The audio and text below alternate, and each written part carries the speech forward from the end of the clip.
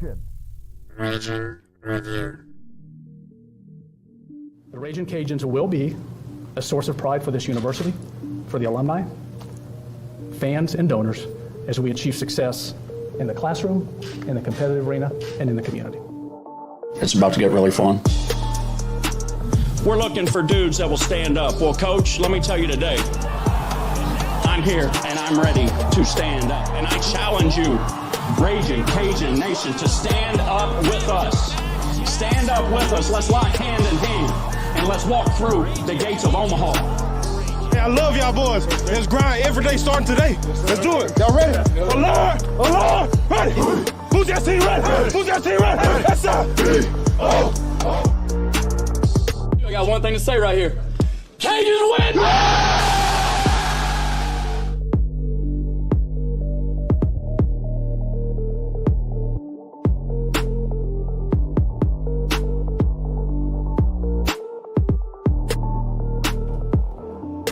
Ladies, gentlemen, children, babies, Cajun Nation, hello.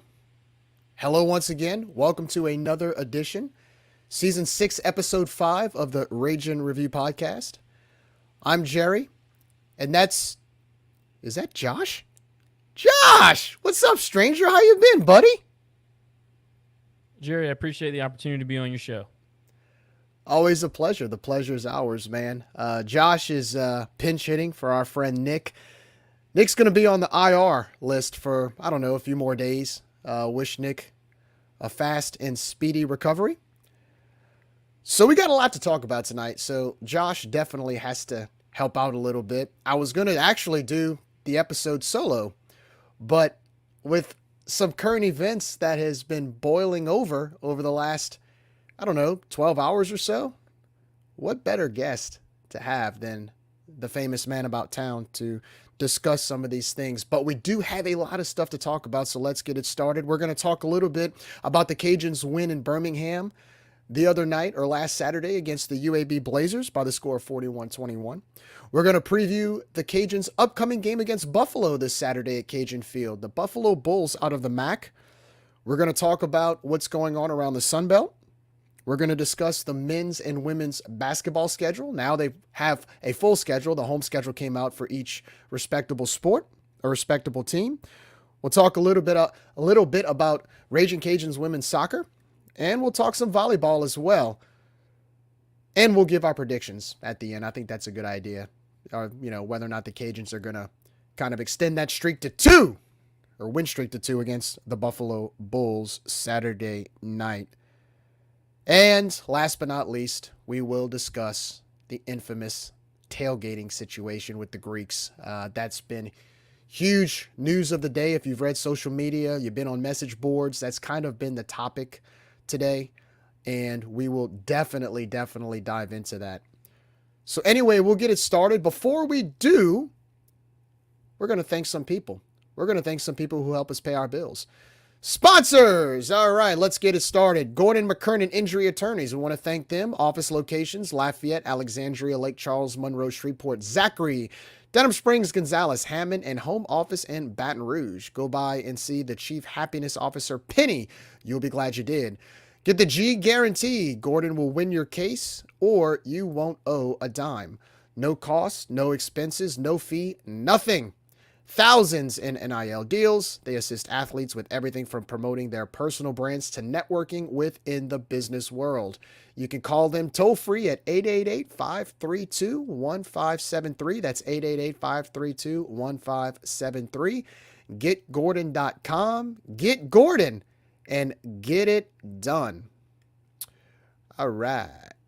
Lafayette Roofing and General Contractors. Go visit our friend Mr. Darren Domingue, big Cajun supporter, as well as a friend of the pod. Licensed and insured, locally owned and family operated, Darren Domingue is a proud UL alum and RCAF supporter. Lafayette Roofing is certified with the Better Business Bureau, where Mr. Domingue serves as a board director. Just a reminder, if you haven't inspected your roof or damage with the wild weather we've had the last couple of years, make sure to check for sagging, signs of water damage, dark spots, holes, cracked or torn shingles, large amounts of shingle granules and gutters. presence of rot, mold, or moisture. 3 different options for financing available for your roof.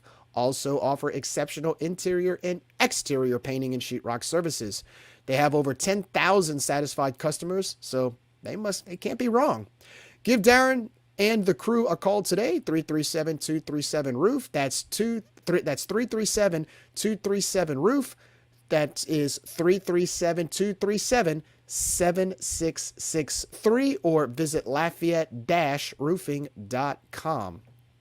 Patriot Steel Group, the guys over at Patriot Steel Group would like to thank all RCAF donors and encourage everyone to consider giving any amount they can to support our student athletes and their mission to promote our great university. Friend of the pod, Mr. Chris Russo, this is his new venture. Founded in 2021.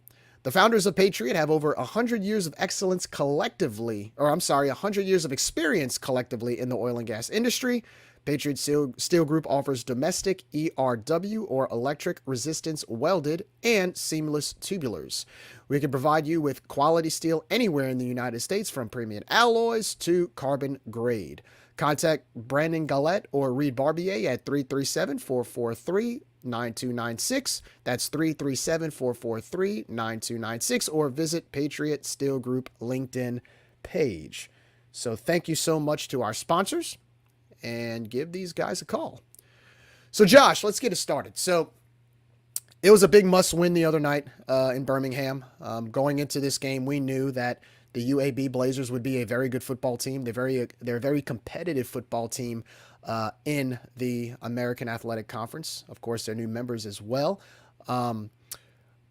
Great win, 41-21. Had a lot of positives about the game. Offensively, had over 500 yards of total offense. Defensively, a complete 180 from the ODU game.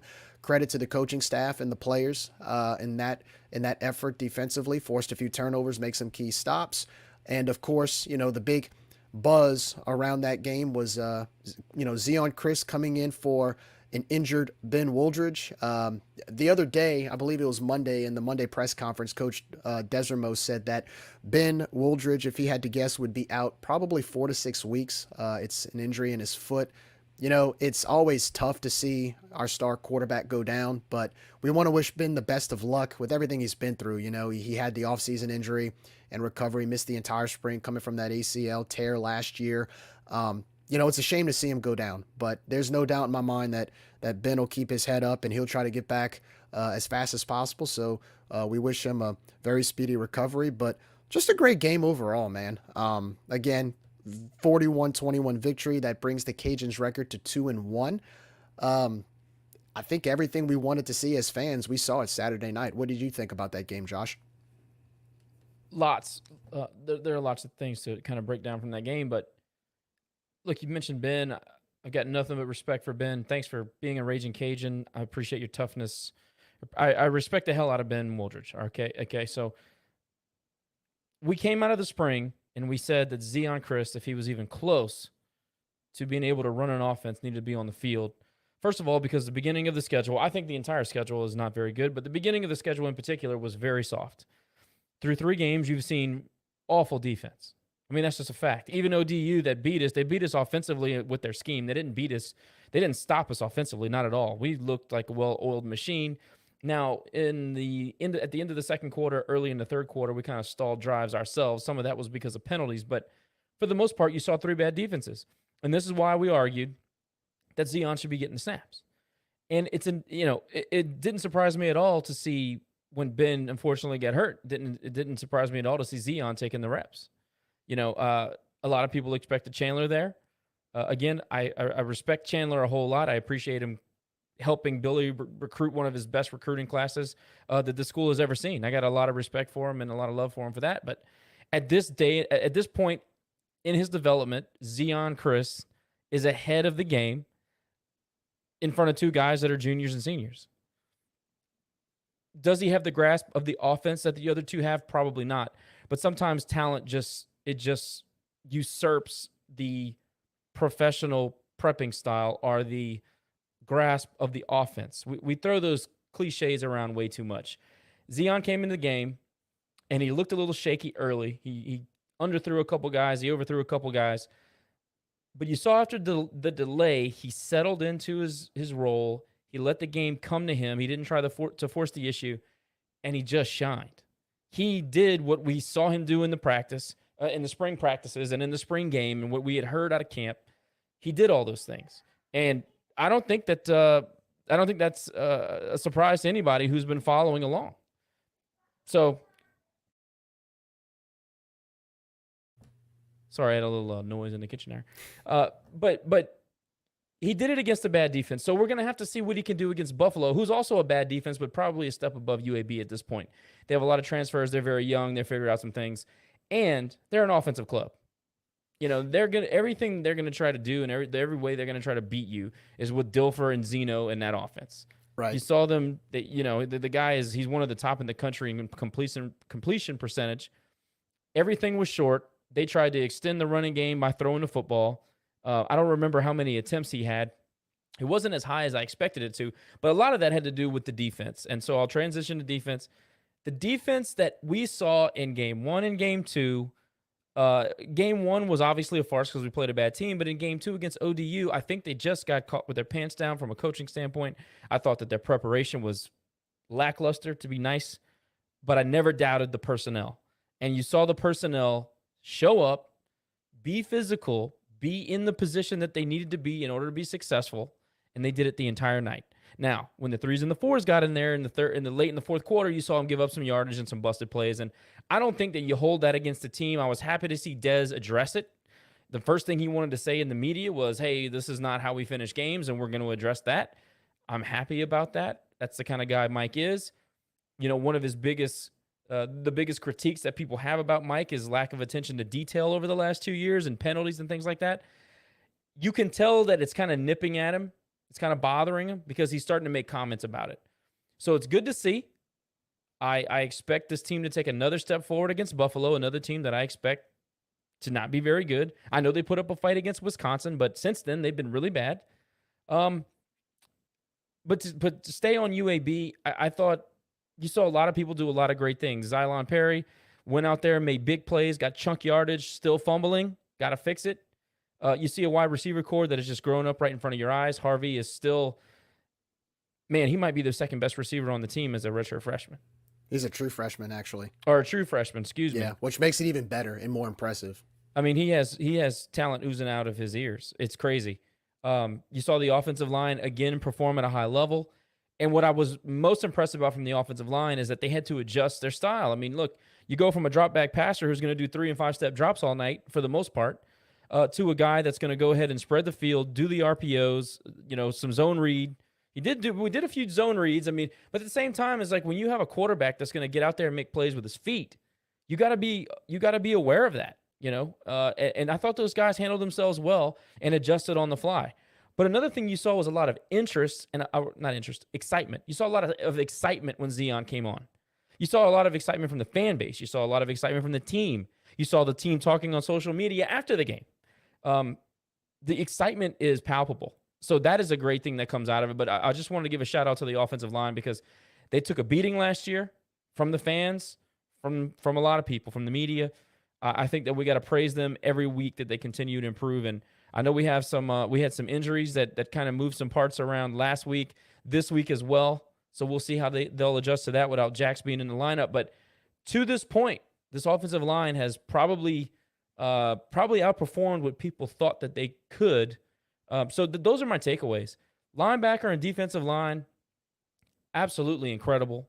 Offensive line at the top of my list, and of course Zion's performance. I mean, so many great things, and I don't know what people expected out of UAB. I didn't think they were very good. I thought offensively they would challenge us, but they didn't. I mean, that's just the bottom line. We went over to their house and we laid a whooping on them. Yeah, no doubt. And to give you a little bit of perspective on what you were talking about with Zion, everybody's high on Zion. I mean, if you have eyes, you can see that he played, an awesome game to come in and fill in the role at quarterback. Zion Chris was 14 for 20, 174 yards passing, 1 touchdowns, no interceptions. Rushing, 6 rushes, 103 yards, 2 touchdowns, including an 80-yard touchdown run that, you can watch on replay. I think everybody's been watching on replay all week. Just a great performance. Very pleased, by the way, his poise, his poise and that assertiveness that he brought to the field was very impressive for a redshirt freshman. Well, how about his ability to adjust? Because very good job doing that. Yeah, for sure. nobody can say he didn't come out rattled. I mean, the guy was nervous. No. He was throwing the ball all over the place, and he settled in. And I think that's the most impressive part about the entire performance. Of course, and also, too, a shout-out to Jacob Kabodi.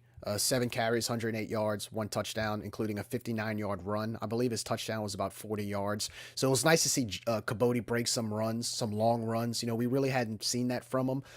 He kind of reminds me of, like, a younger Trey Regis. Very dynamic, has good field vision, strong, basically rolls over you, gets 3 automatic yards. He's tough to bring down, but when he breaks into that second level, he has a little bit of a burst of speed that's very impressive. You mix that in with a healthy Dre Washington, you mix that in with a Xylon Perry, as well as an Elijah Davis and a Terrence Williams. That's 5 running backs right there that you can pick from in your arsenal to just ground and pound against defenses. I mean, that's how you wear defenses out when you're that deep in the depth chart. I mean, you know, kudos to the offensive line. Great job opening blocks. I mean, they opened up some blocks the other night that allowed for some long runs that we haven't seen in a long time, at least 2 years. It was nice to see that. 307 yards rushing on the ground. I mean, if you can't compliment the offensive line after that, then you just don't like the offensive line. 515 total yards of offense, which include also 208 yards passing.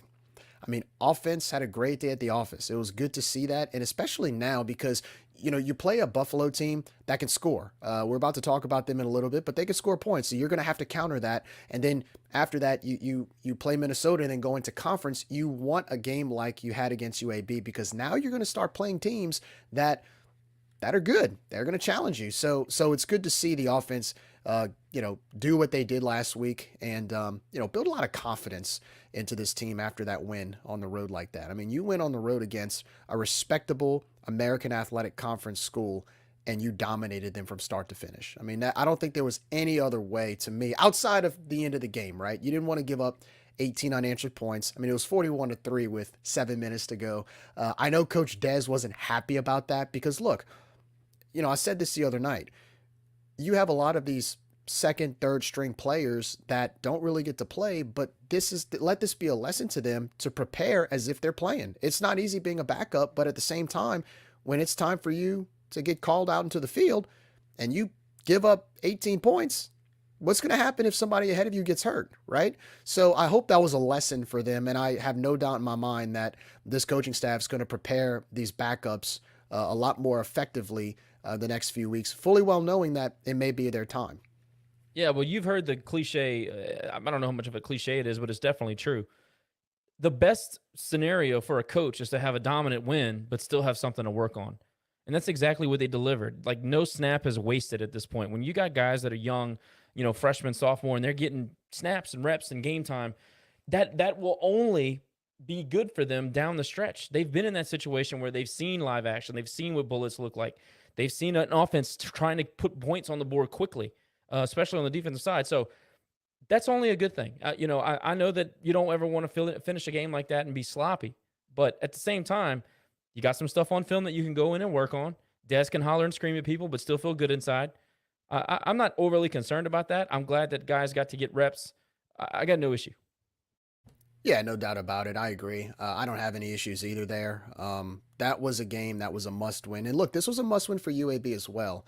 Listening to their fan podcast last week, Blazer Victory podcast, they were talking about it. This was a must win for them because they get to go to Athens, Georgia this week and take on the Georgia Bulldogs. And then the following week, they go to Tulane. So this was a sort of a, not going to say do or die situation for them, but now they're staring at 1-4 directly. Like, it's almost like they're looking right into the sun right now with their situation compared to us, where now we can build on this and hopefully get a win against Buffalo this weekend. So anything else you want to add about the UAB game, Josh? Are we like 100-0 in lightning delay games? Anytime there's weather, we win.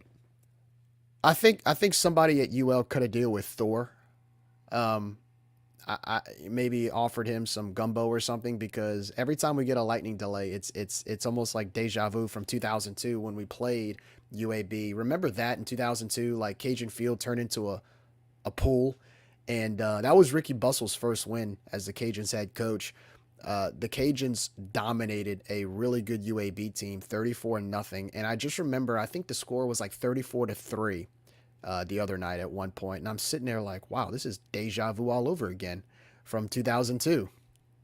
Well, what Dez has done is he set himself up to go into Minnesota at 3-1. If I'd have said you get to see Minnesota at 3-1, you feel pretty good about that. And I don't think there's a lot of people out there that didn't think we could do that. But still, here we are. It's this is the end of the first quarter of the season, and we have an opportunity to finish it the right way.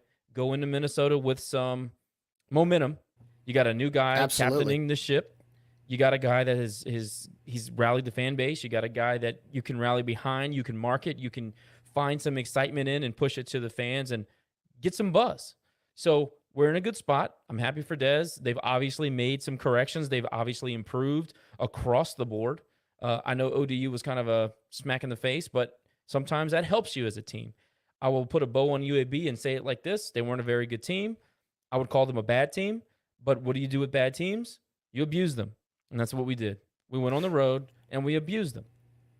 But even against bad teams in the past, even in the last 5 years, we've struggled to win games. Not to say we haven't won those games, but even against bad teams, I remember going to Jonesboro 2 years ago to play Arkansas State. Now, this team was like 2-10, and that was the year we finished 16th in the country and won the Sun Belt Championship. And it took a 99-yard touchdown run by, I'm drawing a blank, Johnson to beat them by 1 point, 28-27. But yeah, Montrell Johnson pulled that 99-yard touchdown run. That's what it took to beat a 2-10 Arkansas State team by 1 point. So, yes, maybe UAB is not as good of a team as we thought they were. I know you were saying that before, but we still dominated this team. And so, like you said, when you are better than them on paper, you got to go out and you got to dominate. And that's what we did. And now that carries that momentum into Buffalo, who seems to be kind of struggling right now. They're a lot better on paper than what they've shown. So moving on to Buffalo, let's talk a little bit about the Buffalo Bulls. The Buffalo Bulls out of the MAC come in at 0-3. They'll come into Lafayette to take on Louisiana on this Saturday, September 23rd. Kickoff will be at 6:30 p.m. at Cajun Field. You can watch the game on ESPN Plus or listen on radio at Hot 107.9 FM or 103.3 The GOAT FM. And this will also be family weekend. So you'll have a lot of parents and cousins and aunts, uncles, grandparents of students attending the game. But let's talk a little bit about Buffalo. So Buffalo is led by head coach in his third year, Coach Maurice Linguist. He's got an 11-17 record. The Buffalo Bulls, like I said, on paper, they're not a bad team. They've got a really good offense. They're pretty big in size. They kind of look like a Big Ten offense, and they spread it out. Big linemen, big skill players. They've got a quarterback in fifth-year senior Cole Snyder, has a 64.9 pass completion percentage. He's thrown for 735 yards, 9 touchdowns, 2 interceptions. His passing yardage on average over the last 3 games is 245 yards. Their running backs are led by seniors Ron Cook and sophomore Mike Washington. Rushing wise, they average 102 yards per game. Receiving core, Marlon Jackson, who's a senior, 13 receptions, 144 yards, 3 touchdowns, and also graduate Cole Harity. Graduate. I think it was a grad transfer. I'm not sure if he's a grad transfer or is he just a senior. Cole Harity at 13 receptions for 111 yards and 2 touchdowns. So they've got some pretty decent players on the offensive side. They averaged 347 yards of offense over these last 3 games, and they averaged 27 points. So they can score. They can move the ball. They've got some skilled players. They've got some size, and they can score. Here's where they struggle. Defense. If you look at their passing yardages they've given up over the last 3 weeks on average, 280.7 yards. And in rushing, they've given up 229.7 yards per game, which equals a total. They've given up an average over the last 3 games, total offense, 510 yards. Now, as a Cajuns fan, Oh, and also one more thing. They've also given up 44 points a game. If you look at their last 3 games, they opened up the season at Wisconsin. They lost 38-17, followed by a very disappointing loss to Fordham at home in their home opener by the score of 40-37. And last week they lost at home to Liberty, pretty much a no contest by the score of 55-27. So again, they've been outscored by an average of 44-27. As a Cajuns fan, if I'm looking at those stats from an offensive perspective, seeing that they've given up 40 points to an FCS team like Fordham and giving up 55 points at home to Liberty, I don't know about you, Josh, but from what I saw last week at Birmingham, I'm licking my chops. I'm feeling really good about some potential explosiveness that we're going to see at Cajun Field with our offense right now. Even in the loss to ODU, we still scored 31 points. And we kind of struggled in some of those drives, but yet we still were able to score over 30 points. I mean, these last 3 games, we scored over 30 points. If you're playing a Buffalo team that's giving up an average of 510 yards in these last 3 games, which includes against an FCS team in Fordham, I expect our offense, barring any goofy mistakes, any self-inflicted wounds, I expect our offense to light up the scoreboard on Saturday night. Well, even if you show up and play an average game, they're averaging 27 points a game. We're averaging 36. So it doesn't really matter. But the thing is that the defense is bad. The football is turned over repeatedly by their offense, and they're suspect on special teams. I don't think that they scored 27 points against this defense, especially at home. They do run a pretty traditional offense. They're going to line up and, again, lean on their physicality to try to push us around. It ain't going to happen, especially if there's a lightning strike. But this is the type of team that the Cajuns feast on. We are so much faster than they are. I know they have a couple of skill guys that can go. I know they have an older quarterback. I think they need a whole lot more to beat us. We are too explosive for them, especially with Zion under center. You know me, I'm not going to predict. When I do predict, I'll be very neutral on my prediction because I don't want to jinx anything. But on paper, the Cajuns are just a better team. It's not even close. I know that people kind of got lulled to sleep with this Buffalo team because they gave Wisconsin a game for 3 quarters. But if you watch the game, Wisconsin was like sleepwalking through the game. I don't know what was going on over there. I really, game 1 is always kind of a crapshoot. But Wisconsin just looked awful. And they haven't been world beaters since then either. So I think it's a little bit of fool's gold with that performance with Buffalo. Since then, they've just been dreadful. So look, we're at home. We have better personnel. If we put together a good game plan, there's no reason why this game should even be close, to be totally honest with you.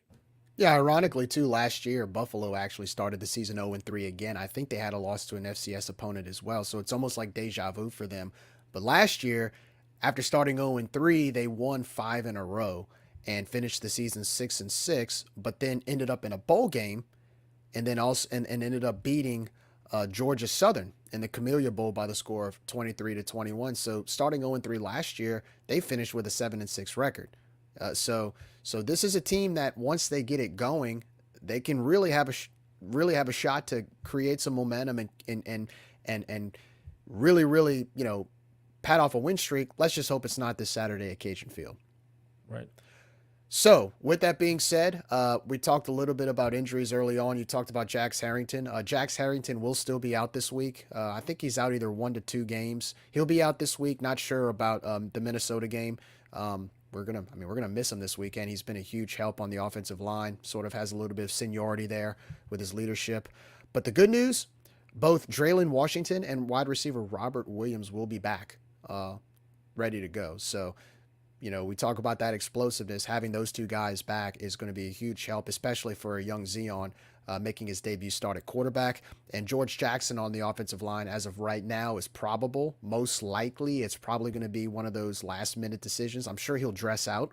So that's another weapon you can add on the offensive line. But let's talk a little bit about Zion, right? Zion Chris. Everybody's hyped up about Zion Chris. Zion is he's this, he's that. And I know there's a lot of hype going into Zion's first start this weekend, and rightfully so, right? I mean, he's an explosive player. We know a lot of good things about him. I've seen film on him when he was at Madison Prep. Anytime you can hang 56 points on STM's defense, that's pretty impressive. He's got a lot of attributes. He's mobile. He's got a great arm. He can make something out of nothing, and there's a lot of excitement about him. I know the coaching staff is probably trying to block out the noise for him. You know, he still is a redshirt freshman. I know that there's a lot of excitement and expectations and everything about him is there.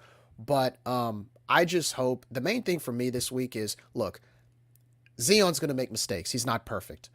But I at least hope that the efficiency and the speed of our offense and the tempo of our offense can carry this weekend from what we saw last weekend in Birmingham. That's what I'm going to be looking for. I'm not expecting him to have 100% pass completion. I'm not expecting him to break another 80-yard touchdown run. If he does, great. I just want to see him continue to develop, continue to get better, and be able to play in a situation where now he's the starting quarterback, right? The mentality and the mindset is very different. We talked about this with baseball, right? Whether you're a relief pitcher or a starting pitcher, that's a different attitude. It's a different approach you have to take going into the game. He seems like a very poised player. He seems like he's very calm and collective. You know, I've seen some of his videos on YouTube. You know, he's actually kind of like this unofficial pastor. He likes to preach, which is great. The man lives his faith. That's good. And so there's a sense of calmness that comes with him. And then the dynamite happens on the field. But I'm not going to put him on a pedestal yet because I want him to develop. I want him to be able to create those highlights and create the excitement. But I don't want to put the pressure on him. You know, I know that's kind of his. Obviously, he's in the limelight now. I'm expecting him to continue to improve, to continue to get better. And I'm excited to see what he can do. It's going to be interesting to see what he's going to do Saturday night. And I know there's a ton of fans that will be buying tickets to go check him out. Well, and that's the thing. He creates excitement. Just there's something about him. He has the it factor. At the quarterback position, it's been a while. Now, look, Levi broke a lot of records here, but he didn't feel must-see TV. You know what I mean? That wasn't his thing. He was just a steady Eddie quarterback. You knew what kind of results you were going to get. You knew he was going to produce for you. That was Levi's shtick. Zion, I mean, when we're still getting to know him a little bit on the field, there's something electric about him. It'll be interesting because Buffalo now is going to prepare for Zion. So that'll be interesting. It'll be interesting now on our side because Zion took all of the first-string snaps. He worked with the ones all week long. The game plan is going to be 100% tailored to fit his abilities, which in the past it's not been that way. I can't wait to see it. I mean, that alone is worth the price of admission. Just to see how that plays out. You saw him do great things at multiple levels. You saw him throw a couple of gorgeous deep balls, complete for big gains. You saw him throw the ball up the seam accurately on the numbers a couple times to tight ends and wide receivers. You saw him throw outs. You saw him make something out of nothing, as you said. You saw him do several things. Now, one place that I see that he can improve is that he still, and this is what young quarterbacks do, he stares down his receivers. You can tell he gets locked in on one side of the field, and that's dangerous. Now, that might be the game plan when you come in off the bench. I'm not sure. Maybe it's a one-read-and-go type situation for them in a game like that. But I think that at Buffalo, if he has any amount of grasp of the offense, you give him a little bit more. Put a little more on his plate, see what he can handle. So that'll be interesting. I mean, there's so many different things. What kind of, how much does he know the route trees? What is this check down? Like, how many options are they giving him? I want to see him go through progressions and make good decisions. To me, this week for Zion is all about what kind of decisions can you make? Because now the spotlight's on you. I got to see you make good decisions. I don't expect you to throw a dime every time. I don't expect you to be perfect on the field. It's not going to happen. In fact, I kind of think he's going to take a step back this week because it is a gigantic adjustment from coming off the bench and starring. Then the next week, everything is about you. Every game plan is about you to try to stop you. You have to be a superstar in the making to be a redshirt freshman and be able to overcome that. So I think that the cards are kind of stacked against him. So I do expect a little bit of a step back, but I'm going to be watching good decisions, right reads, How do you handle yourself after you make a decision? Do you stay calm under pressure? Do you stay calm after big mistakes? If we get into a obvious passing down, what are you going to do? Are you going to stare at your receiver? Or are you going to come off that receiver? Are you going to panic? Are you going to feel the pocket? Are you going to climb the ladder in the pocket? Are you going to look to run? How is he going to handle those type of situations? That's what I'm going to be looking for. So I would encourage people not to be staring at the stat line. Watch the game and watch how he plays the game. That's more important for our future than the stats that he's going to put up. Yeah, absolutely. And also, too, I think, he still needs to develop. I mean, what you saw last week is not the end all be all of Zion Chris. I mean, he's got so much upside and so much room to grow, not only as a quarterback, but as a team leader now. I mean, when you're given the keys to the kingdom or the keys to the Corvette and you're a true freshman quarterback and now all eyes are on you, how do you handle that? How do you handle the pressure? Like we said, all week long, we've seen social media, we've seen people talking about how he's the next great thing, and that's good. That's fine. I love that. I love the fact that, you have a lot of fan interest in him, but you also kind of have to let him develop and give him a chance because at the end of the day, it's not fair to him, right? If we expect him to all of a sudden go be Caleb Williams, I mean, let's be honest. I mean, he still has a lot to learn, and I appreciate the fact that he sort of has kept this sense of humility about himself. He doesn't seem like somebody that says too much. He just kind of lets his playing do the talking on the field. But I'm excited to see what he can do. I'm really excited to watch him develop. And like you said, I don't expect him to I don't expect him to have the best, the greatest ever stat line looking like an All-American Saturday night, but I do expect him to continue to get better, continue to develop, and continue to improve and make some plays. We're going to see some explosiveness from him. I just don't want the pressure on him yet. I think he's like I said, he's going to mess up. It's going to happen. That's what freshmen do. They mess up. I think it's important to note that people need to understand, and I'm not saying they don't, just it's like it's a good topic of conversation. He can go out and have a milquetoast stat line and still get better. It's going to happen. Well, he can still get better while not necessarily wowing you with stats. A lot of the things that fans don't see is, maybe he made a right read and maybe a receiver ran a wrong route or he rounded off a route or something like that, or maybe a defense. You never know what can happen throughout the course of a game and defense versus offense battle. But it doesn't mean that the quarterback isn't producing and taking that next step. So really genuinely watch what's going on. Watch the plays. You will be able to see him make his progressions. You will be able to see if he read the right hot route or whatever. If he shifted the offensive line in the right spot, you'll be able to see it. I think, if you watch a lot of football, you'll be able to see it. But I do kind of want to see him get the pressure. I want to see how he handles different aspects of being a quarterback of a Division I football team. Some of that is the pressure of being the guy. Some of it is being the pressure of, hey, everybody's looking to you, and it's 1 minute and 51 seconds left, and we're down by 6. Can you drive the football field and go score? Like, I want to see how he handles those things. I think our fan base sees the talent. I think that they're willing to give the guy some time to grow up. In fact, I know it. I've had many conversations about it. What I like is that he has that it that I talked about, but it lends itself to you get more leeway with the fan base. And I'm not making this comparison, but I remember when Michael Vick came up and he was playing in Atlanta, he would make he even said he barely studied any playbook. He couldn't read defenses. He would snap the ball. If his first read wasn't open, he would run the football. I want to see Zion get better, but I also think that our fan base, he's such a likable player. I don't think that we're going to be jumping all over him the first time he makes a mistake. I think people understand, look, we got something special here. Let's let the guy grow up. So a lot to be learned about this whole Zion Chris thing. One thing that's great about it is it's created buzz in the fan base. You got the cool shirts already being bought, and they'll be in the crowd, and that's cool. We haven't had that in a long time. It just gives you something to wrap your arms around with this football team.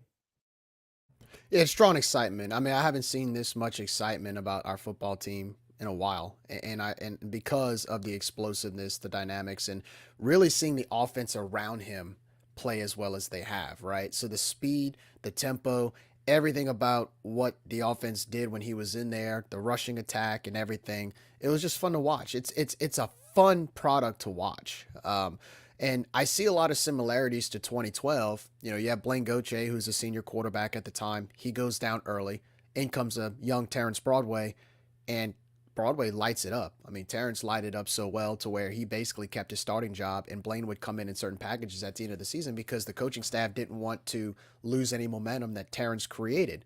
And so I'm whether or not, look, we could talk about what's going to happen weeks away from now when Ben heals up and comes back, but right now we're going to see what Zion does. We're going to find out what type of quarterback he is, and and to your point about the check downs and his reads, that's going to come with time. I mean, experience can only create those opportunities for him to make those plays, and I think the more experience he gets, the more he can adjust to the game, the more he can adjust to the speed of the game at the collegiate level.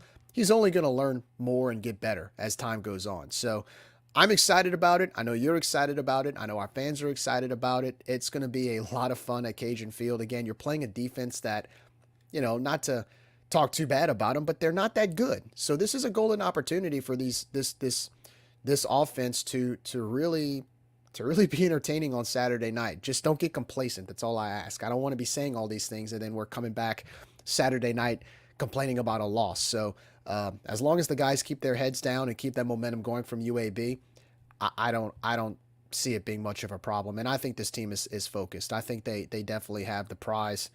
They're staring at the prize down at the end or the light at the end of the tunnel that they're trying to accomplish something big here. So looking forward to it. Again, the Cajuns will host Buffalo, the Bulls out of the MAC at Cajun Field Saturday night at 6:30 p.m. or kickoff is at 6:30 p.m. Okay, but before that, fans tend to tailgate, and we'll have tailgating spots open, and we'll have all kinds of activity inside of Cajun Field. Now, the infamous topic that's been on our minds all day long. Oh, wait, before we do go Greeks, we got to tell everybody that the burn ban has been Yes. largely lifted. So go run your generators and cook your food. No hibachi. No which- hibachi. We don't want which is- flames flying in the air. No hibachi. It's all so damn ridiculous. So yes, you can't cook your food, just no crazy open flames or any pyrotechnics at your tailgate spot. Again, if you want to avoid it, avoid hibachi. And I love hibachi, but usually you have the high flames in the air. We don't want any of that, right? Don't be spraying any alcohol and cooking anything fancy where flames are flying. We don't want the fire marshal coming in banning tailgating over here because whatever. Anyway, so with that said, let's talk a little bit about the whole Greek student tailgate situation. Now, I'm going to give you a rundown on what's going on.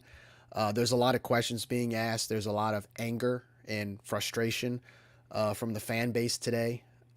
So let's get it started. So Josh, I'm going to give a rundown. I have it written down here. I'm going to kind of give an idea of what's going on.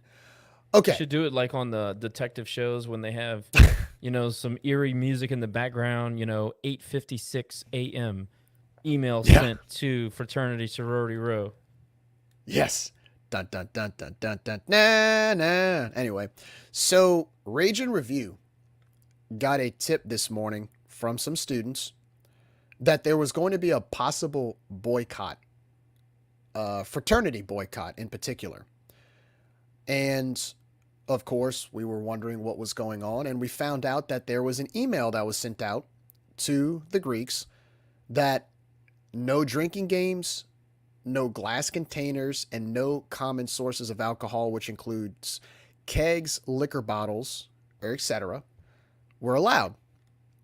Also, if you brought an ice chest or you bring an ice chest to the tailgate, it must be labeled over 21 or labeled water or labeled soft drinks, etc. So that's number one. What we decided to do was kind of look into it. We asked around what was going on, and what we were told was that the rules for no drinking games and no glass containers and all that stuff and no common sources of alcohol, apparently we found out that the rule has always existed, but they've never officially enforced the rule. And so they decided to enforce the rule this weekend because Saturday for the Buffalo game, it's family weekend. So That's one. That's number one. Number two, we find out that the Greek fraternities can't even go to their Greek houses on Saturday or game day, to the point where there will be guards watching them so they don't go in the house. Some people live there. They Can't pay confirm money. if they're armed guards or not, but I suspect they might be. There's somebody in front, like somebody that says whether or not you can't go to the Greek house. So they're not allowed to go to the Greek houses, some of which who live there. And then they can't go and play drinking games or glass containers, no common sources of alcohol at the tailgate. Now, this is 3 weeks. No water pong either. Oh, yeah, no, can't do that. God forbid Now- you play a little water pong. Now, this is 3 weeks removed from the ruling that they were not going to allow freshmen to tailgate at the student tailgate because there would be alcohol there. Now, apparently we heard it was rush week and they didn't want to tailgating there. Well, come to find out, because there was a thread on Rage and Pagin that was happening for the Northwestern State game, the university flipped the ruling and allowed freshmen to tailgate. Well, today, because of everything going on and all of these different anonymous sources telling people stuff, we find out that there's a thread on Rage and Pagin about this. And pretty much it's safe to say that it turned into a whirlwind of just crazy reactions from fans.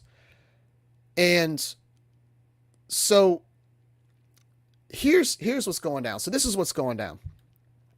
Because of the rules and because of everything that's being pushed by the university, they're getting a lot of backlash right now.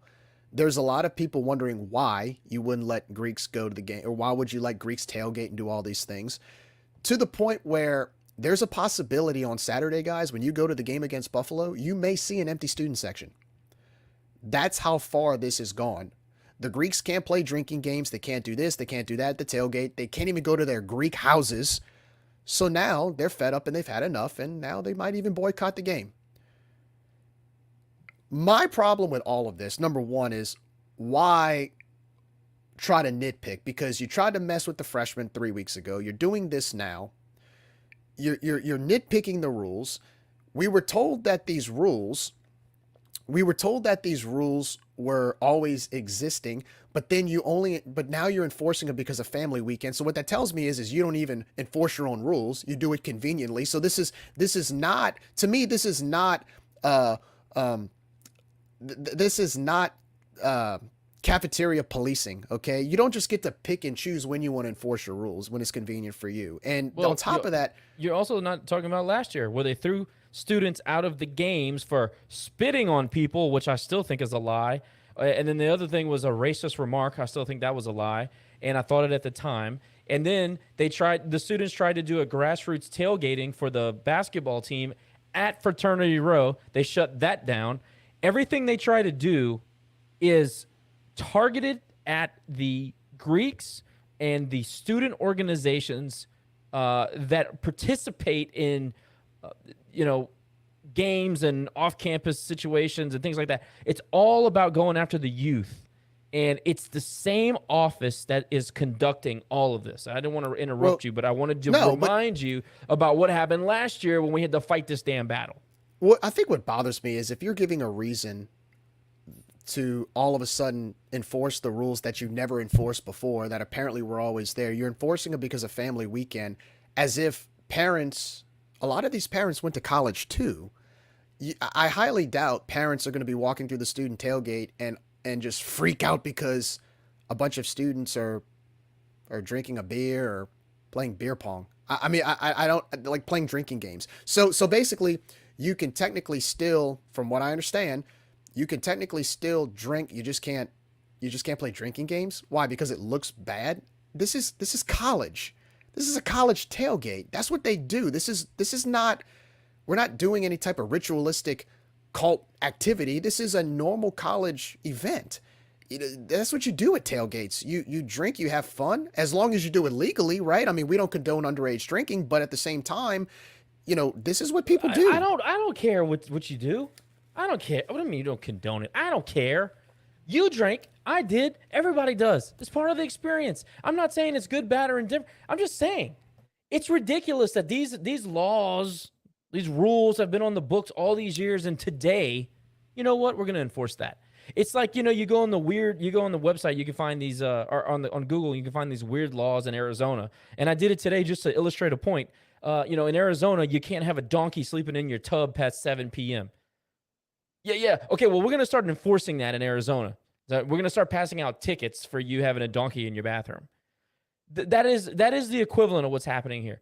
Underage drinking, give me a freaking break, all right? In Germany, you can be 16 and sit down and have a freaking glass of spirits on the rocks, all right? This is so ridiculous.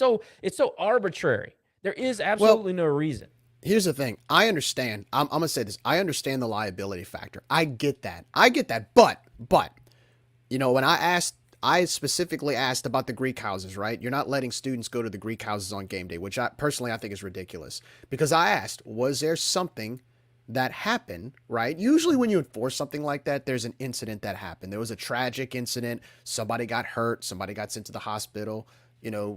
Something like that, which would say, okay, we're going to investigate. We're not going to let people go to the Greek houses. But from what we were told, there was no event. There was no occurrence that happened. They just decided to do it. And I think what makes matters worse to me is you've got people that are concerned about this asking questions. And now we have people out there that are straight up, the university's coming out saying, well, that never happened. We never said these things. And here we are at Rage and Review. We got the email specifically.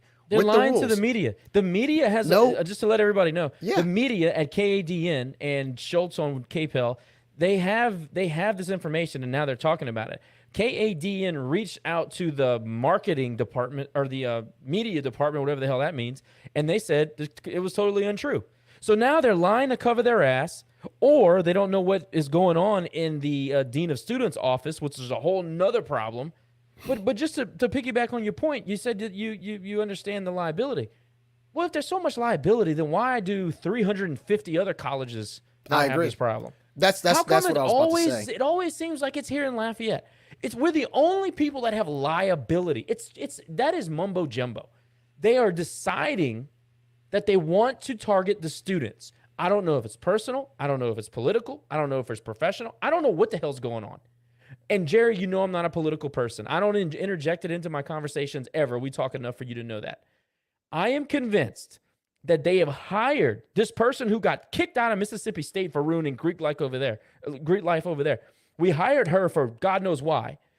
You have an authoritarian, progressive, fascistic person running the Dean of Students office, and they are diametrically opposed to how Greek life is conducted. And that's not just at UL, that's everywhere. They're totally against how Greek life is a part of the fabric of academia. They hate it.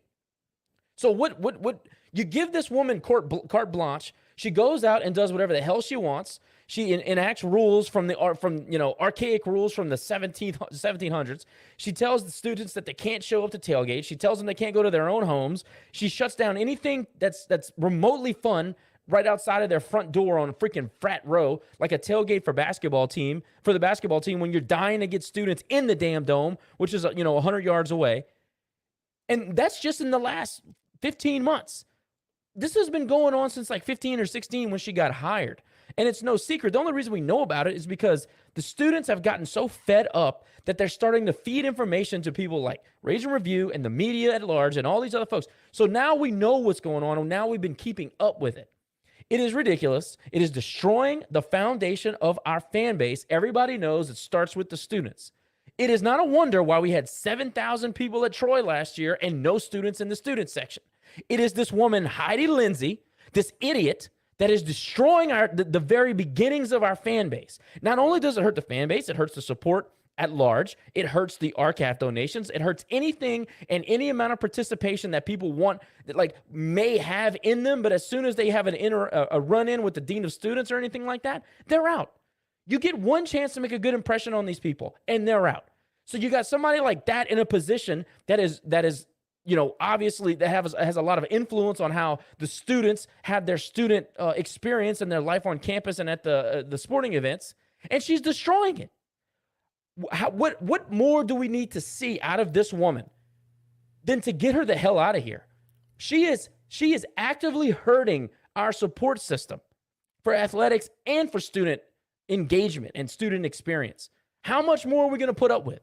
Well, I think the response from Martin Hall that bothered me was, and you saw a bunch of people that posted on Rage and Page, and it was this response it's kind of arrogant response. Like, I don't make the rules. Like, I don't make the rules. I didn't create the rule. Yeah, but you enforce them when it's convenient for you. You enforce them when it's comfortable for you for whatever reason. Like, this rule that's been around for apparently so long has never been enforced. And everybody knows it hasn't been enforced. And all of a sudden now you just decide when it's convenient to enforce it. Well, that's not how rules work. When rules are there, they're meant to be enforced 100% of the time, not when it's comfortable for you. And what are you doing in return is you're hurting student life, you're hurting student organizations, you're hurting student involvement, right? The backbone of our of engagement with the community, right? Student involvement is a big force in that. And guess what? You're upsetting future potential donors, people that may not want to give money. You know, if they have a bad experience in college, you know what they're going to do? They're not going to give money back here. They're going to go somewhere else or another place, another certain school in the state and give money there. Because I guarantee you that place is a lot more attractive than somebody that's trying to run you off when you try to go to your football games of the school that you attend. And you know what's going to happen? I'm going to tell you what's going to happen. There is another game an hour east of us that will be playing around the same time. You know what some of the students are going to do? And you know what? At this point, I can't get on them for it. They're going to say, well, if we can't go tailgate here, we can go hour to the east across the basin. We'll go over there. We'll go to that game. I want you to go. I can't blame them for it. I want you to go across the basin, and I want you to tell them you can't bring that ice chest in here because it doesn't have over 21 on it. I want you to tell them that they can't play water pong. I want you to tell them they can't go in the frat house. They're going to laugh at you. Because that's what we used to do around here, Jerry. When stupidity used to make its way through the tailgate area, you know, back when we used to have a tailgate area, we would laugh at those people and say, that's dumb.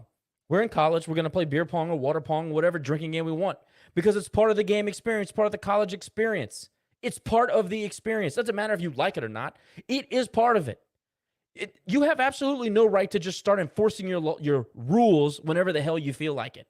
That's just, it is another example of the incompetence that we employ at every level of this stupid-ass administration. There is a reason why we don't have fans. There's a reason why our CAF is below 2,000 members 15 years into existence. There's a reason why we are begging people to show up to our events and please come back and tailgate and please pay $10 to park and please and please and please. Because we do it to ourselves with idiots in key positions like this woman. You want to do your best to bring people in, especially when it comes to sporting events, especially when it comes to community involvement. The point of all of that is to bring people in, not run them off. And look, actions speak louder than words. You can say what you want, but when you have an email that you can't do certain things at the tailgate, when you have word out that you can't go to your own Greek house, like that, no, man, I'm sorry. There's no spin to that. There's no spin to that. You are trying your best to sabotage something. There is definitely a motive to sabotage if you're going this far. And don't give me there's no excuse when I say family weekend. There's no excuse as far as family weekend. So what does that mean? So because after family weekend passes in 2 weeks, whenever the Cajuns play Texas State at home again, that means the students could go back and drink again? I mean, what, that makes no sense. It makes no sense. All I see, and look, I am not a conspiracy theorist, and I'm not one of these people that believes there's some motive behind, but to me, I feel like there has to be some type of something's not right about this, about these decisions. Agenda is the word you're looking for. Agenda, yeah, but that's the thing. Why would you enforce an agenda on an event that is considered outside of academics the number one marketing tool of your university, which is a football game? The athletics, we've always said, is a number one marketing tool of a school outside of, unless you're Harvard or Stanford, right? And you're running people, you're making people turn in another direction. So again, this weekend, we're just going to say it. Look, this weekend, if we see another student section that looks like the Troy game last year, that's not going to be on the students. The blame is not going to be on the students on this one. Not going to be on the students. No, it's going to be and pointed back to that building on University. And sorry, Evan, we're gonna take another screenshot and tweet it out again because it's going to be pointed right back at the administration this time. Listen, it's ridiculous. You got a brain dead progressive destroying the Greek participation, the student participation, the student organizations. They don't want to go, and I don't blame them. And we talked about it last year. I get it, but something's got to be done. Like, I want to be as aggressive in this message as we possibly can. This needs to be overturned. This needs to be changed. They need to lift this stupid ass rule tomorrow, and there needs to be an announcement by athletics talking about our event and fixing this damn problem on fraternity row. And the sororities as well. There needs to be a clear message that comes out of Martin Hall tomorrow, letting the kids know they can go and do their thing at the field so that we can get the student participation that we need. You want to get back in the good graces of the people that attend your school and pay tuition to be here? You need to release a message tomorrow saying that this has all been taken care of.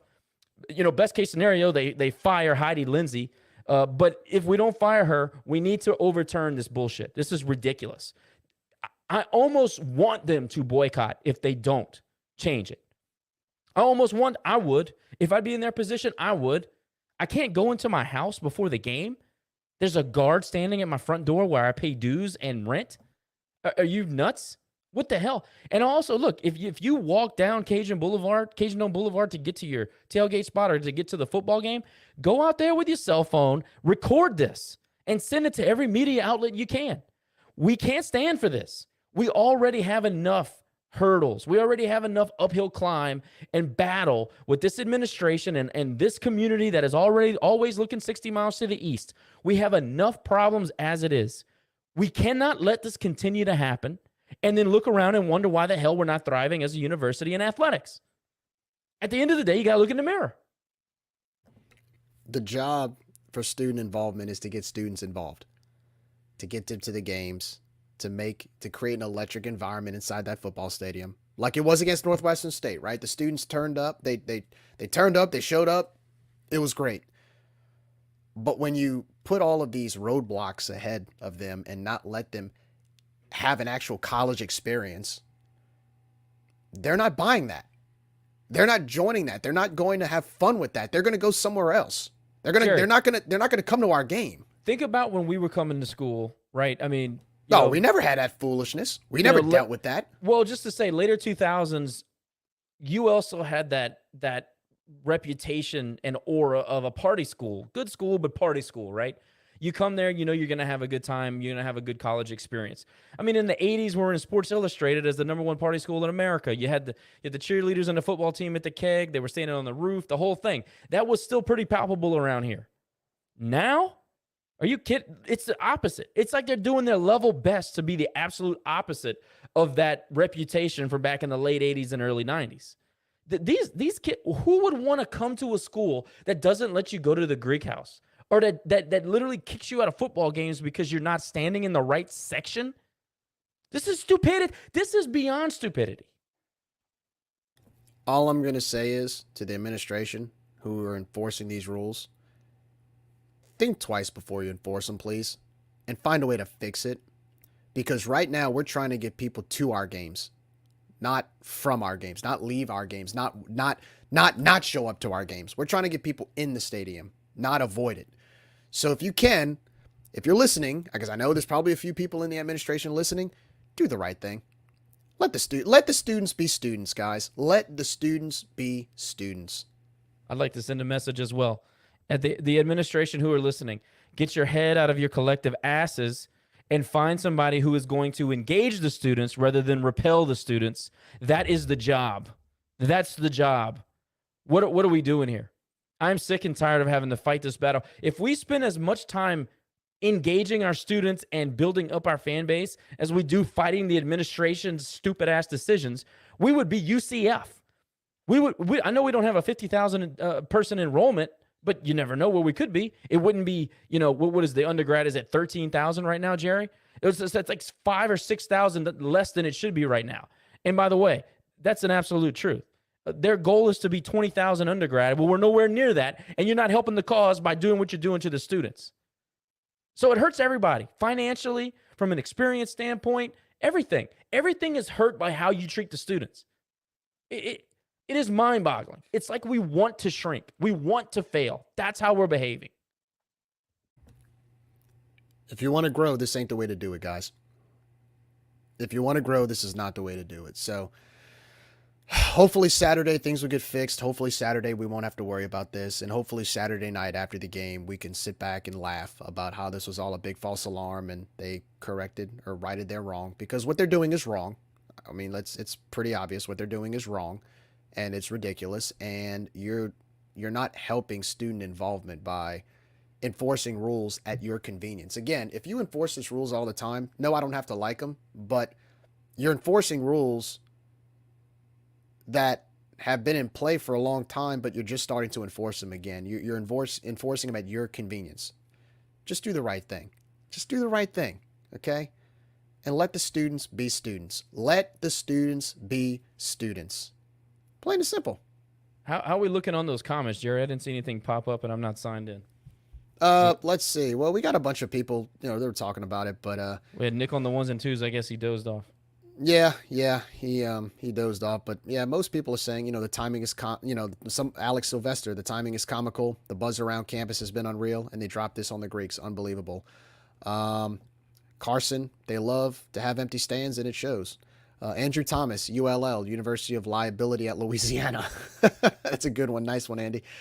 Andy, I emailed her saying, if you don't listen to the students, there are no students, and without students, there is no you.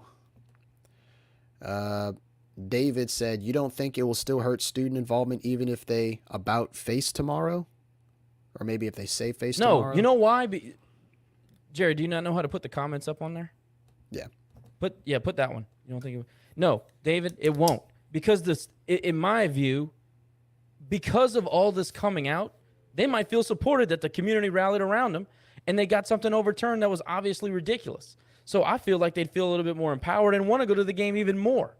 Right now, they have a reason not to go because, literally they're being taken to war by the damn administration that's supposed to be supporting them. So I think if tomorrow they come out, the administration comes out with a clear, aggressive, basically, I'm sorry, but mostly just, look, made a mistake here are the rules, sorry that it got to this point, but this is what's expected of you, and it's reasonable. I think that they'll feel supported and want to go to the game. I think it'll have the adverse effect. And don't lie. When people ask you questions about what's going on, don't lie. Don't say we didn't hear Cover this. This is not true. And all. We've got emails. We've got the email showing that you enforce these rules. We heard from people that at the meeting you said they were not going to be allowed to go to the students were not allowed to go to the Greek houses. Like, don't lie. Don't let's not play CYA right now. Let's just look, it's okay to admit you made a mistake. If anything, people will respect you for admitting that you made a mistake. Not lie about it. Yes. I could look, if you say, you know what, maybe we were a little too harsh. Okay, it happens. You know what? You were watching out for the whole liability thing. You were watching out for the students. Okay, I get that, but maybe you overreacted. Hey, but you took it back. Okay, fine. But if you're telling people, well, we never said that, or we don't make the rules, we don't do this, we don't do that. Come on, man. Who are you fooling?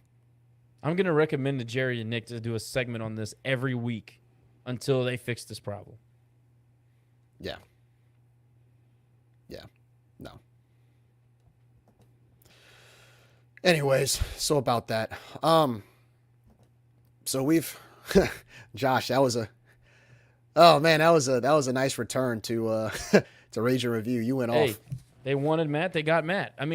If you can't get worked up about that, look, Rage and Pagin is a strange place, but there are very obvious. There are people that are on one side of the aisle, and then there are people on the other side of the aisle. We take different approaches to things. When you get those folks to be in total alignment, going after a specific issue, you screwed up. And that happened today. Lots of people came together and universally condemned this. It was actually unbelievable to see. Which is unbelievable. What's funny about that is that particular Rage and Pagin thread had over, I think, as of tonight, had over 500 people lurking in that thread, that's a lot of people. A lot of people. Well, look, sometimes you just gotta tell the truth and be honest that this is dumb. And I think, like we talked to, obviously Jay was active in that thread, and Jay is typically on the side of the administration. That's not a, that's not a shot at him. It just is. He typically has been on that side. Even he said, this is wrong and needs to be fixed. Agreed. So and then the other administration ass kissers, I won't say any names, but they know who they are. They were even saying, obviously, something needs to be changed here. This is not a good look. This is not going to help. There's really no wiggle room on this. It needs to be fixed, and it needs to be publicly fixed because it has now become a public event. People are publicly condemn is a tough word, but they are looking down on the decision to enforce this tomfoolery. Almost said the F word, but people are understanding. This has become a pattern. It's beyond a trend now. It's not an accident. It's obviously on purpose. Okay, you can't run from it anymore. And something's got to be. They tried to overstep their bound, and they got. I think that they finally understand that these student organizations and these Greeks and these friends of ours and people that we know that are students, they're starting to get the information out to guys like us and the media, and people are just not going to sit back and let it happen. At least I hope not. No, and look, we're a grassroots movement. I mean, that's what we've always been. We come from the perspective of the fans. We're all alumni. We all went to UL, so we understand it from all angles. And we give money to the school. We're donors, we're fans, we're supporters, we're loyal. But at the same time, loyalty can only take you so far if there's no reciprocity to us. And that includes the students as well. Those same students, they pay tuition, they attend your school, cost of attendance, they wear your apparel around town, they market your school for you. They do a lot of their students are assets to schools naturally, right? They it's literally obvious. pay the bills. They pay the bills for you, and you're finding ways to not let them be students. Again, for the last time, let the students be students. Let the students be students. So, with that said, okay, you got that off your chest? All right. We could talk about this all night. But anyway, and I'm sure there will be a lot more news and a lot more social media posts and stories about it. But hopefully by Saturday night, it gets fixed because we need another packed student section. That energy that the students brought against Northwestern State was great. And that's the thing. There's a lot of hype going into this game. Cajuns got a big win last weekend. They're 2-1 right now. Have a chance to have their best start in 2 years. And you do this. Like, why? Why? Like, you almost created your own flat tire. Why? Anyway, so moving on. All right, next topic. Josh, I'm going to get you excited about this one too, because I know you're going to love to talk about this. But for men's and women's basketball, the home schedule came out. We'll start with women's basketball. We'll do a quick run through. So the ladies, they have at the Cajun Dome, they start off with Spring Hill College, their season opener on November 6th. They will go to Auburn on November 9th. So for the MAC and Sun Belt Conference Challenge on the women's side, the Cajuns will host the Golden Flashes of Kent State. Kent State's coming to Lafayette on November 12th. They will also host the Nichols Colonels. They'll host Xavier of Louisiana as well as Loyola. They'll travel to UNO to play the UNO Privateers at the Lakefront, and they will do a return trip to TSAB as part of that home-and-home deal that they did a few years ago. They'll be playing at the PMAC then on December 10th. They'll have the Lamar Cardinals coming to town on December 13th, and they'll also have American Athletic Conference foe North Texas coming to town on December 17th. And then there will be the education game, which is, of course, the early matinee where, half of LPSS shows up to the game and there's 3,000 screaming kids. I've actually been to a few of those games. I love that atmosphere in the Cajun Dome. Every time they score a basket, you hear a lot of loud screams from the kids. December 19th at 11 a.m. Again, LSU Shreveport, and then conference play will open up. So if you look at the women's schedule, North Texas, Lamar, they got Loyola and Xavier back-to-back, both of which are exhibition games. But Nichols, Kent State, Spring Hill, it seems pretty much on par with the women's home schedule. I guess it's okay. I think with Coach Broadhead, I know last year their team didn't finish as well as they wanted to, but I think this is a pretty friendly schedule for them and what they're trying to do to rebuild this team from last year.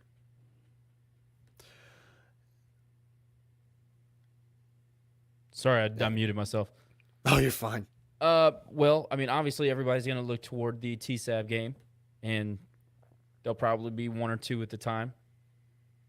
That's Yes. something to look forward to. You know, Kent State, man, UNT, man. It's not, Little Sisters of the Poor, so it's better than that.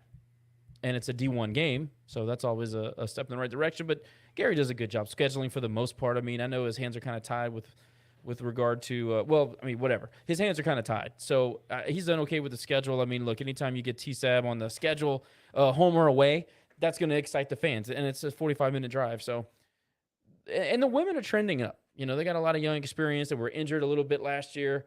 I think they have high hopes going into the season. I think, from what I read, they're going to be in the top 3 in the West. And any 3 of those teams can win it. But, hey, look, there's not been a season in the last few years where you thought, hey, we underachieved.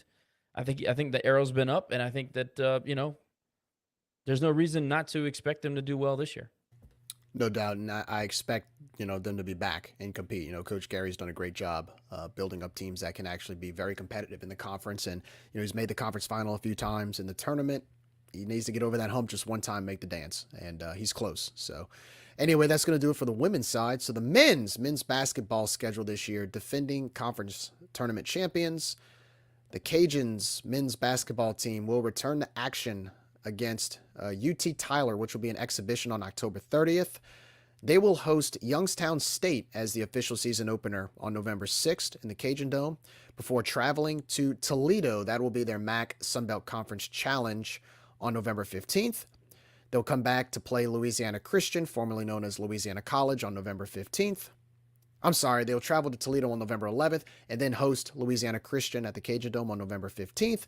And then the Gulf Coast Showcase, starting with Wright State on November 20th. And that'll be a tournament game, so depending on how they do, that'll determine their opponents. So there's about 2 or 3 games in that tournament before returning home on November 27th against Loyola New Orleans. And then they'll travel on a return trip to Samford. Samford came into the Cajun Dome last year where the Cajuns were victorious. They will be taking a return trip to Birmingham on November 30th against the Samford Bulldogs. And also heading up to Ruston on December 9th to take on Louisiana Tech, another return game from last season. And then Eastern Kentucky will be coming to the Cajun Dome on December 13th. And then the big matchup, they meet again. Coach Bob Marlin versus Coach Will Wade. The Cajuns will head to Lake Charles on December 17th to take on the McNeese State Cowboys before heading over to Rice 5 days later to take on the Rice Owls in Houston. And then conference will start. So just to kind of review the Cajuns' home stretch for men's basketball, they have, for non-conference, UT Tyler, Youngstown State, Louisiana Christian, Loyola New Orleans, Eastern Kentucky, and then conference play. And I believe they will also have a Sunbelt MAC Challenge sometime in February, so that'll be another home game against a MAC opponent. Josh, I've been waiting to hear this one. What are your thoughts on that? You want me to say what I'm supposed to say, or you want me to tell the truth? Say what you want, man. The mic's yours. Well, when you give a coach that has no business getting an extension 4 more years, you can schedule like this and nobody can say anything. Nobody can do anything. Josh is a guest, by the way. He doesn't. I'm messing with you. I asked if you wanted me to be honest. Contract's awful. Contract's terrible. But when nobody ever covered that, we didn't talk about that. But there's not a single game on that non-conference schedule where you go, I can't wait to see that. I mean, maybe La Tech, but they haven't been any good. And the one good thing that I can say about Bob from a consistency standpoint is that he's done pretty well against Louisiana Tech. I don't know what to expect out of this team. We lost a ton. Obviously Jordan Brown leaving in the offseason after he held us hostage for 9 months. Not great. I don't know how healthy we are. I don't know what Colby Julian is capable of. You expect Joe Charles to take a big step forward. I saw him at the gas station honestly the other day, and he looks like he's put on some weight. So if he's ready to kind of take on a leadership role, that'd be good. He can certainly fill a position. There's no question. He can score. but we need him to be able to bang down low and play defense for us because of his length and his shot blocking ability. Got to be able to see that. Be interesting to see what our guard play looks like after Jalen Dalcourt graduated and Greg Williams is gone. I don't know, Jerry. I don't know. Chancellor White, I think, got an injury. Is that true? I think he's out. So they expected big things out of him. Vinny Segonio will probably get some playing time. I'm not sure with the transfers. I don't know. We lost a couple of coaches also in the offseason. I really don't know what to expect. Is it back to the old 17 to 19 win big fish years? I don't know. I don't know. But I do know that there's not a single non-conference game that I want to go to. Once again, they've delivered an awful schedule. Yeah, we're playing the MAC. Okay, is it a step above Jackson State? Maybe. Is it getting out people to go to the games? Hell no. I just Toledo, honestly. I mean, Toledo in basketball. I mean, you may as well play Jackson State. I don't know. I guess I should give them some credit for trying to get the level of play to a higher level. I would have liked it to be a little bit higher than like a step stool level. Maybe, I don't know, the A10 would have been great. I mean, I don't know. If we're going to play the Midwest, let's go for the not the A10, the MEAC. Let's play the MEAC. I don't know. I don't know what the answer is. I know scheduling is difficult in basketball. I know a lot of the big boys don't want to play, but we're still passing up several good programs to go and play Toledo. Stephen F. Austin right there, Houston right there. We've got several conference peers that are hosting P5 schools and playing P5 schools.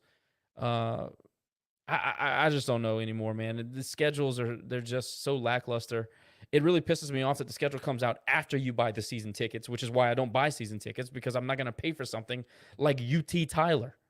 I'm not paying the same price at UT Tyler as I'm going to pay to play a conference opponent. I'm just not going to do it, especially when I got to go spend $80 to get popcorn and a Coke. Just not going to do it. So the schedule's awful. Again, we shouldn't be surprised. The contract is a joke. Y'all can get mad at me if you want, but I don't care. It's terrible. Did the guy, they said that he would get an extension if he went to the dance. He did that. Okay, good. Give him 2 years. Give him 2 years. Not 4. Not 4. That's ridiculous. Anyway, shout out Coach Morrow. Again, Josh is a guest. Rage and Review does not condone any guest opinions. Anyway, I'm not doing the disclaimer anymore because I'm a guest. I don't have to. No. So the home schedule, I'm gonna be honest, it's not that great. I mean, I don't think anybody can say and then home schedule, oh, this is great. And I know people who hear this. There's certain people who hear this and be like, how can you be so negative? Well, because it's not a great schedule. It's not.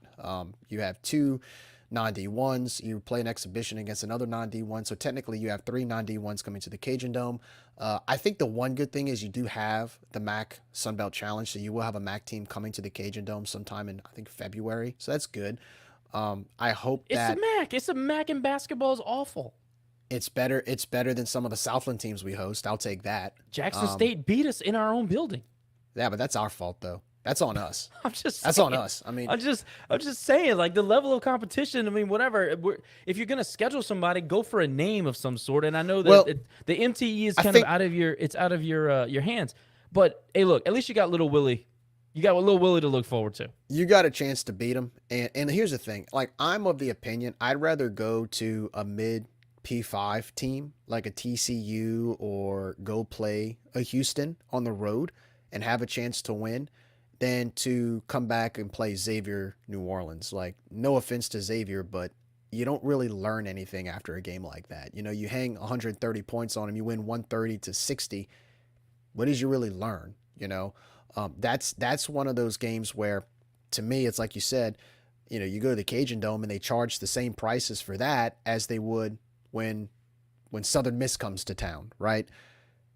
That makes it very difficult for fans to want to go. And I do think from a ticketing standpoint, that needs to be addressed. If you're playing a non-conference non-D1, you shouldn't be paying the same prices to go watch us play Georgia State. I don't think that's fair. And it should be free.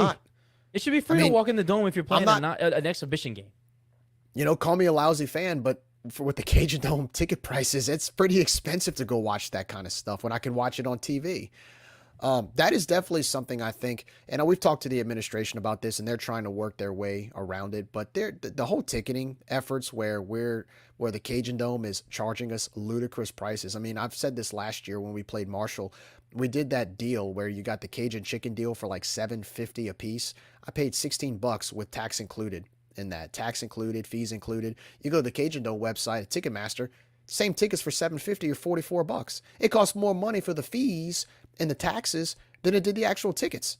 $44, 2 tickets for $44, for $7.50 tickets. I mean, that's absurd. And you're asking me to pay that when we go play Xavier New Orleans. I'm not paying that. I don't think anybody would, unless you have season tickets, which is great. But, if you want to attract people to your games, you got to find a way to handle those ticket prices, man, because that is absurd. But hopefully they get it done. Hopefully, we can come out and have a chance to go undefeated at home again. I know they went undefeated last year. That was great.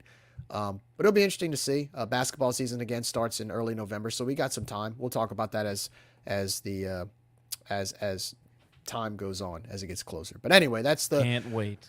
men's and women's basketball schedules or home schedules. Let's move on to soccer. Coach Chris McBride and the Raging Cajun women's soccer team lost a tough game in their conference opener in San Marcos the other day by the final score of 3-0. I believe it was 0-0 at halftime. And it looked like Texas State was able to kind of gain momentum down the stretch on those final few minutes, and they were able to put up 3 goals. One of those games that you pretty much could have won. The momentum just turned and it shifted, and we just couldn't play catch up with it. But with that said, tonight the Cajuns went to Norfolk, Virginia, and redeemed themselves. Got a win against Old Dominion by the score of 1-0. So that puts the Cajuns record at 4-3-3, and they will come back home on Sunday to take on ULM, and kickoffs at 1 p.m. So good win for the girls. That was a great win today. Tonight? Yeah, okay. That was tonight. They won 1-0. Great ODU win. is a good team. If people don't know, that's a good team. So that's a nice win. That was a heck of a win. So congratulations to the women's soccer team and to Coach McBride. And let's keep this. Let's get a win streak going against the Warhawks on Sunday. So that's going to do it for soccer. Women's volleyball. They opened up the home stretch over the weekend in the Sawyer Camillo Classic with wins over Nichols, UNO, and Prairie View, 3-0 over the weekend. But tonight, in their conference opener against Troy in the blackout, unfortunately, they lost their match 3-0. Kind of surprised by the way they played tonight. I think Troy they gained momentum early and the Cajuns just couldn't catch up, but they will be playing back in action tomorrow for, ironically, Greek night at OK Long. They'll be playing the Troy Trojans again for a rematch, and the first set will start at 6 p.m. So if you have nothing to do tomorrow night on a Friday, want to spend a Friday watching some Cajun sports, head out to OK Long. The atmosphere is fantastic. They'll try to redeem themselves tomorrow night against the Troy Trojans. Again, match starts at 6 o'clock, and I'm sure we'll see a lot of Greeks there. So it should create some a fun and festive atmosphere. So that's going to do it for Cajuns volleyball, and so we're going to end this thing with predictions. Josh, the Cajuns take on the Buffalo Bulls on Saturday. I know you're very conservative on your predictions, but I still want to hear it. How are the Cajuns going to do against Buffalo? What you got, man? Volleyball real quick. It's free. Remember, it's free to go. Friday nights are a lot of fun. I don't think there's going to be a lot of Greeks there on Greek night. I got to be honest with you. But it is typically a good time, and they have cornered the market on energy in a building on campus. So good for them, and good luck to them tomorrow. As far as predictions go, I think that the Cajuns will end up winning a game 33-12. That's my prediction. I just think that this defense is too fast for Buffalo. I think that they'll probably be able to move the ball between the 25s, but I don't think that they're going to be good in the red zone. They're just not good enough. That's just the bottom line. They're not scoring their typical 27. I expect half of that. Well, not quite half of that. And I expect to see some bumps and bruises from Zion, but I also expect our running game to be explosive against this team. Again, we just across the board are a faster, more athletic team. I think that we're more explosive. We use all of the field, and that's a credit to Leger and Mike.